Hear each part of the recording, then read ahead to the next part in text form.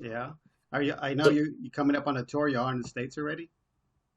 Yeah, we're in Charlotte at the minute. We Oh, landed last night, so we've I say we've been out and exploring. It's raining and very miserable here, so it's we're spending the day in the hotel. yeah. What a welcome. I know. Yeah, yeah.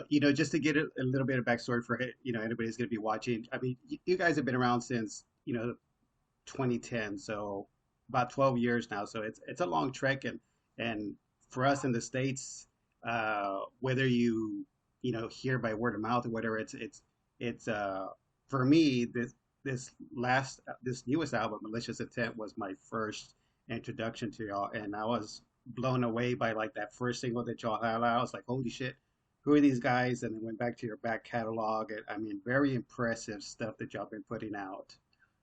Thank you, man. I appreciate that a lot. Thank you. Yeah. So, talking a little bit about Malicious Intent, because that's still a fairly new album for y'all. Y'all just released it.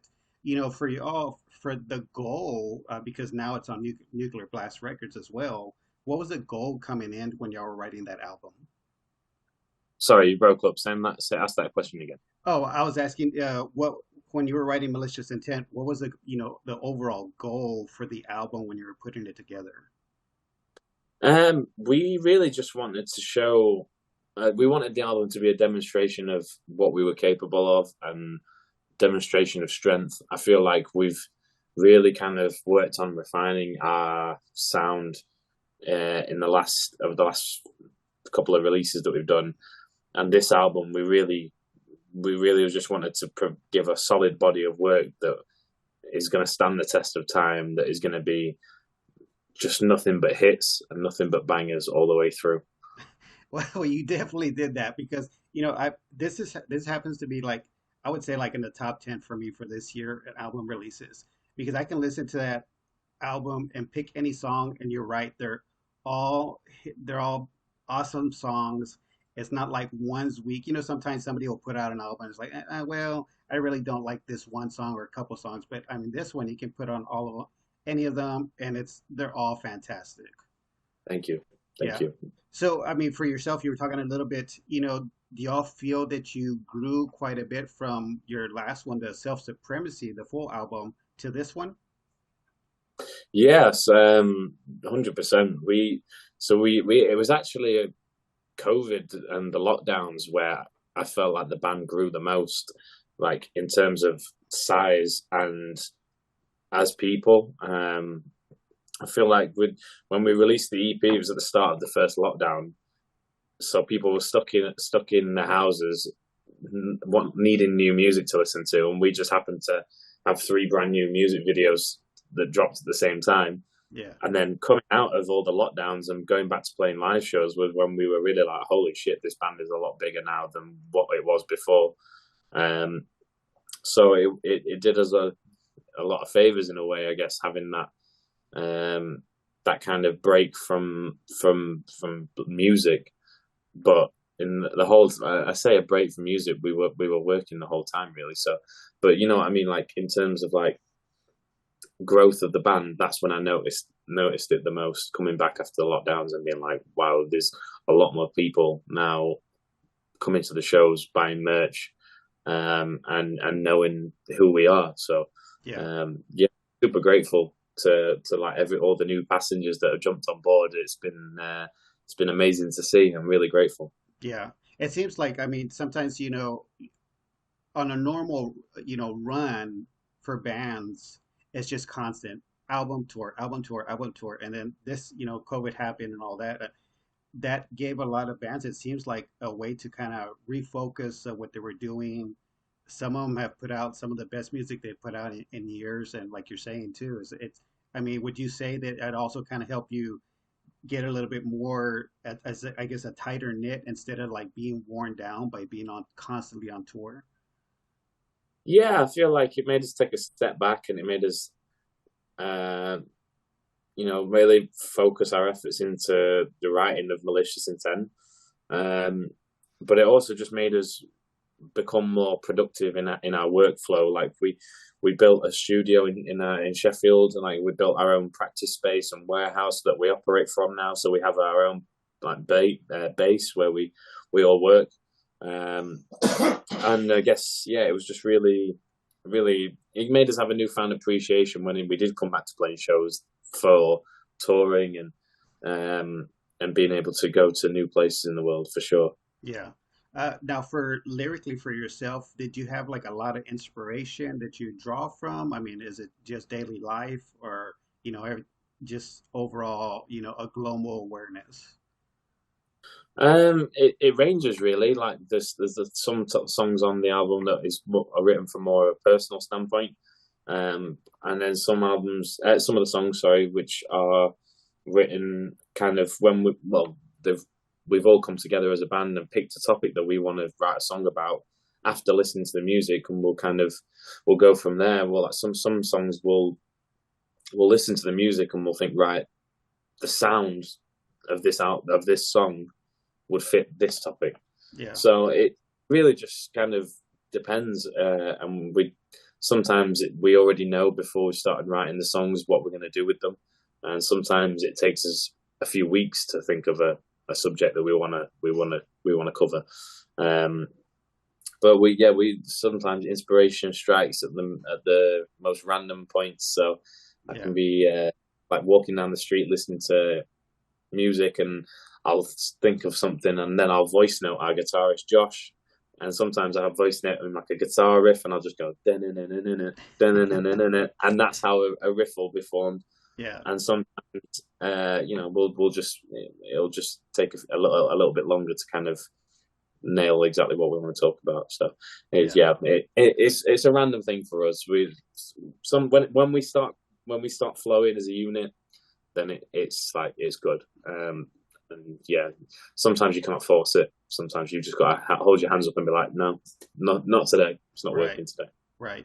And it's funny that you say that you'll do like a voice note. I've heard of numerous other musicians doing the same thing, whether they'll hum like a rhythm, or or record like a quick riff. It's like, oh man, that one's cool. Let me catch it down. It's amazing that we're able to do this now. As before, you'd have to have the old tape deck or whatever trying to record what you were doing. I mean, now we just got Yeah, so many conveniences. yeah. Technology, man. It's made life a lot easier for the music industry for sure, 100%. Yeah.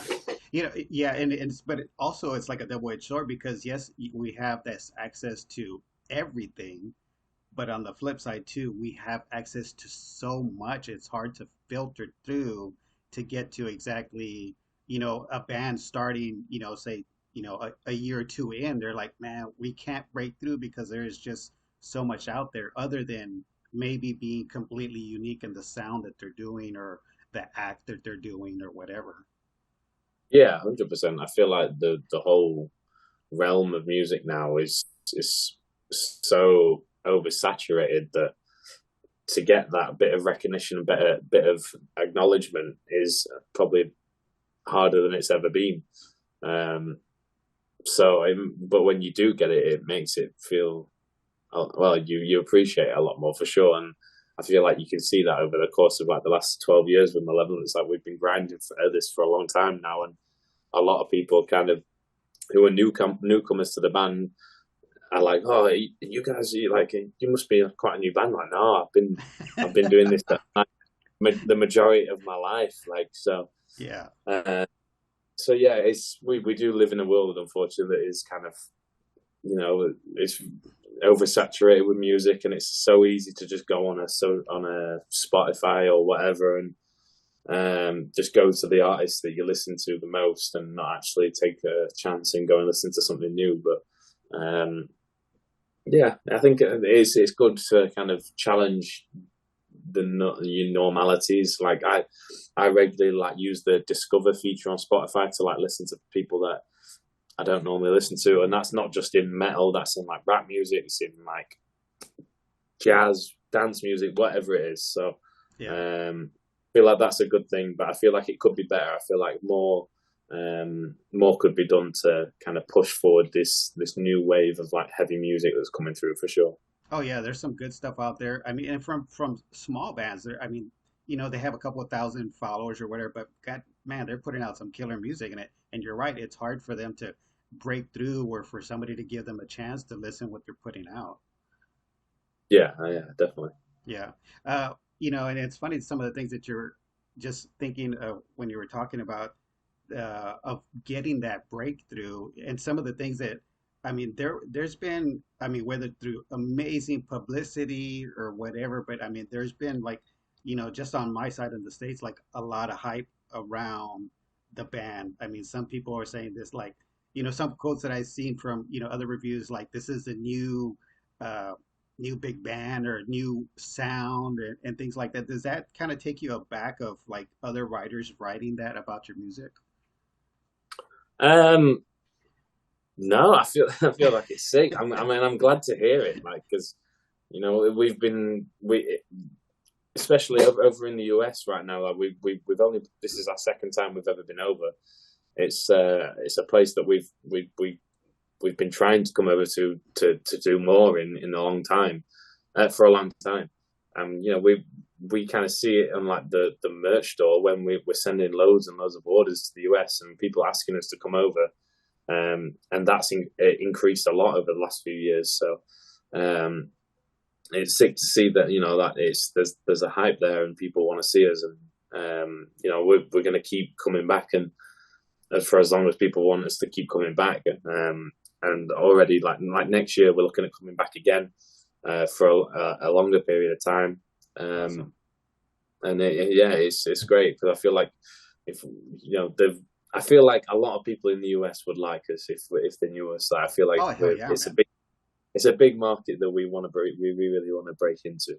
Yeah, yeah. To me personally, I mean, that's the sound that you have is like a mixture of, you have that hardcore element, but it's also got that a groove element to it, to where it's very unique. I mean, so I'm sure you've heard the comparisons of like, some Hatebreed mixed in with some like Pantera groove and things like that. I mean, which is to be, associated with like people, making similar, that you're similar to these styles, it's got to be, I mean, a great thing, kind of flattering to say, wow, I mean, people are comparing me to this. Yeah, yeah, for sure. Like they're bands that we kind of grew up listening to. So any comparison to them is like we really appreciate it, and they're huge influences for us. So yeah, man, for Yeah. sure. Now, and the scene in Sheffield, do y'all have like a big metal scene, or is there, a bunch of some other bands that are like, man, these bands are gonna, are, people to watch as well too? We don't have a massive scene. It's not like it used to be. Like when I got started going to shows. Like I feel like in Sheffield alone, it's not as it's not as strong. But obviously, we've got bands like While She Sleeps, Bring Me the Horizon. They're like the big names that you think of, like when you talk of like metal and metalcore. Um, but I think the heavy music in the UK kind of it fell off for a few years, and I feel like recently in the last few years it's kind of on the up now. So hopefully that'll motivate more people to start bands and get back to like having a strong scene again. Yeah. Because it'd be cool to see more younger bands coming through. Oh yeah, for sure. And something exciting because, you did mention that y'all are in the States for the second tour. Y'all are going to be in tour with Ginger, POD, Space of Variations. Have you seen any of these bands live personally, or have already toured with them before? No, we once played the same venue as Ginger. They played another room on the same night that we played them. Oh yeah. So we hung out with them, and we've hung out with them a few times since then. Um, so we know them, like who they are, and like they're great guys. But I've never seen any of them live. POD, I'm really excited to see live because that was they were like a really big band that I used to listen to a few years ago. So Yeah. really excited to see them live and to meet those guys as well. Yeah, for sure. Now, you were speaking about you just in the States, just to pick your brain, what are like, say, when you're going to go on tour, like, say, five top things that you have to have with you while you're on tour? Like when you get ready to pack, man, I got to have these five things to make my life easier. Um, This is essential. Oh Massage yeah, gun. yeah, yes. Those are awesome, man. I love those uh, things. got, got to have the massage gun. Um, this is well. These are what I picked up this morning. I've been excited to grab a box of these. Twinkies, yeah, Been yeah, looking forward to getting back to America so I can have a box of them. yeah. Those will Uh, last forever. yeah. Three other essentials.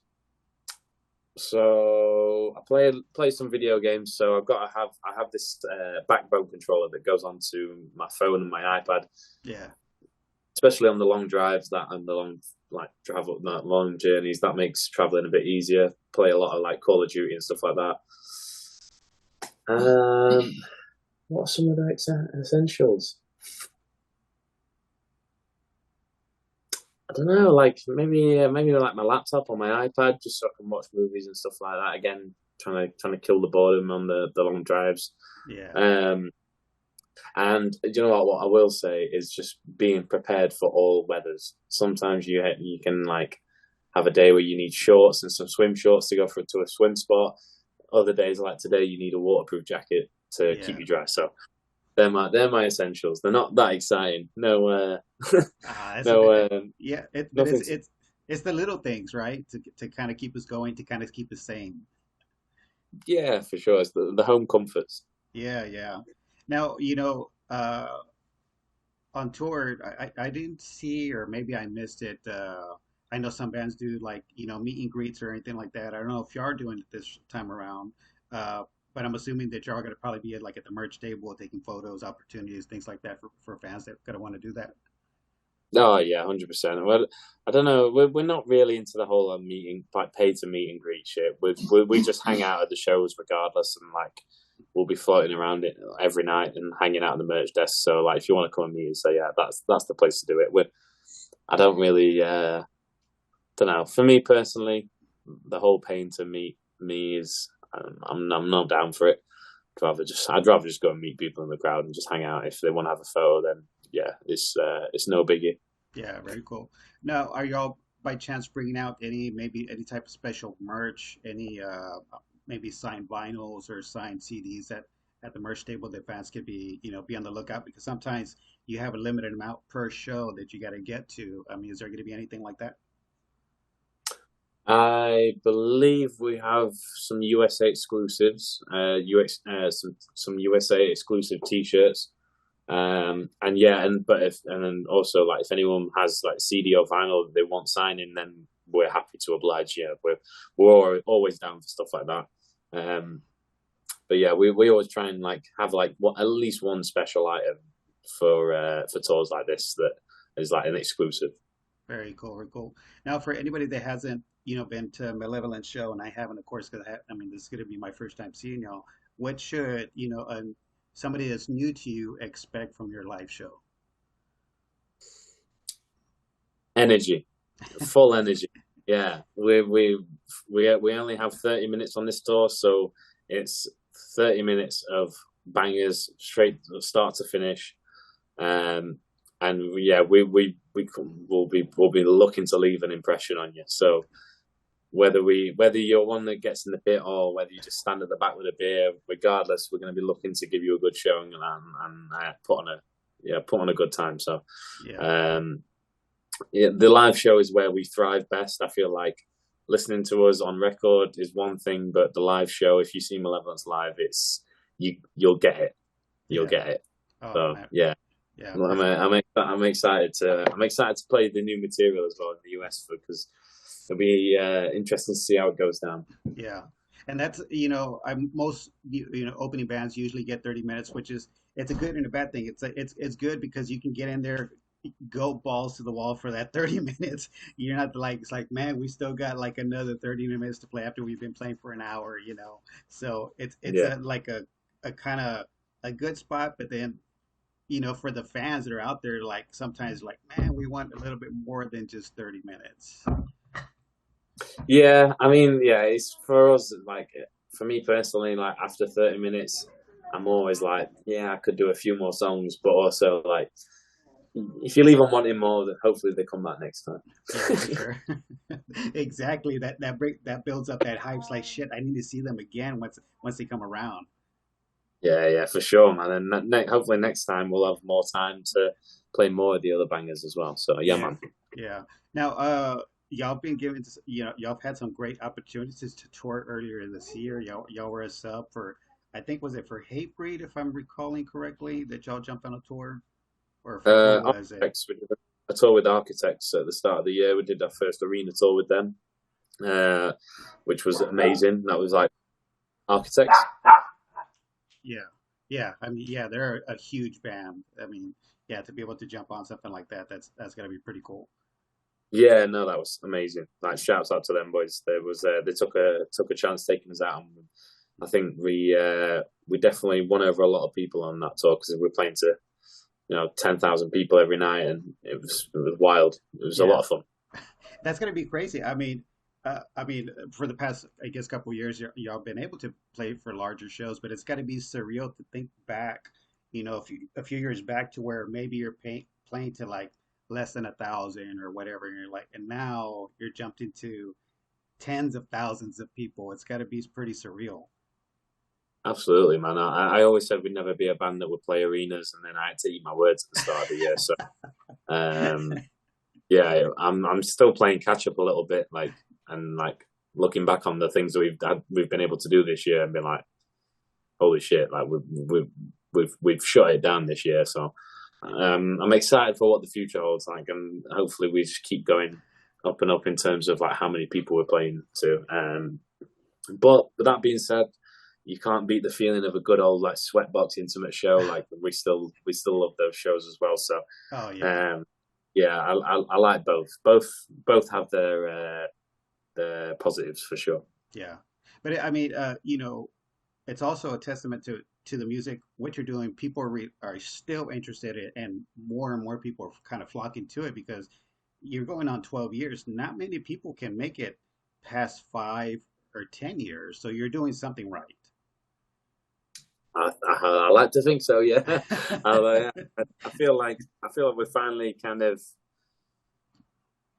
I don't want to sound the wrong way, but I finally we're getting the recognition like we deserve. Oh yeah, We have been working a lot, a long time. Like I said, I've been working on pretty much all my life for this. So to see it kind of paying off is so sick, and I'm really grateful to everyone who is now, whether they've been supporting us from day one or whether they're a new fan. And I'm grateful to everyone who gives us the opportunities that we do that we've been given.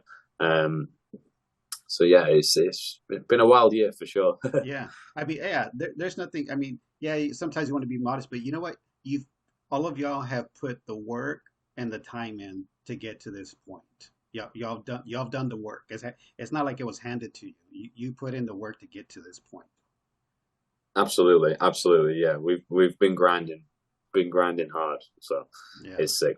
Very cool. Our time is almost up. So, but before we finish up, is there anything that fans can do? I always try to tell people if you're gonna buy stuff, especially from the brand, try to get it directly from the website. If they go on tour, go buy shit from their merch table because that's how you make it to the next show. Anything else that fans can do to support y'all? Yeah, you can go over if you want to buy directly from the band. You can go on to our website mlvltd.com. Uh, all the comments on Instagram, YouTube, Twitter, Spotify, everything. It doesn't go unnoticed, and we appreciate every single one of you. And just yeah, come out to a show, come and have a blast with us because I promise you'll have a good time. And yeah, thank you for all the support so far. Yeah. Well, I'm looking forward to it. I'll be catching y'all actually twice. I'm going to the San Antonio show and also to the Austin show. So I'll be catching y'all 2 times back to back. So I'm Oh, excited sick! for Yeah, that. yeah, fun. Yeah. Come and say hi, bro. Oh man, I will. I will. I appreciate that. Uh, before we finish up, anything else, Alex, that you would like to? I mean, anything else you want to promote? Parting words, whatever you want. So I can't say too much about it yet, but we finished recording vocals last week for the next project that we're on. So Jeez. we've learned our lesson. There's no more 3 year gaps between releases. We're going to keep the train moving. Yeah. Um, and yeah, like I said, we're going to be back in the US again next year for a longer tour with some very cool bands. So I will see you all there. Yeah, and thank you so much for your time. I appreciate it. Yeah, Alex, again, thank you. Safe trip. Stay safe out there. You know, you're already prepared for the weather, for whatever it's going to be. And watch out for those Twinkies, man, because that's just going to give you a little curvature on that, give you that dad bod. I've already got it, brother. Hey, you know what? Some people make fun of the dad bod, but I tell them, look, that's peak performance right there. It's not going to change. You know what you're getting. Trust me, trust me. But thanks very much, dude. All right, then. Take care. Take care, man. Bye.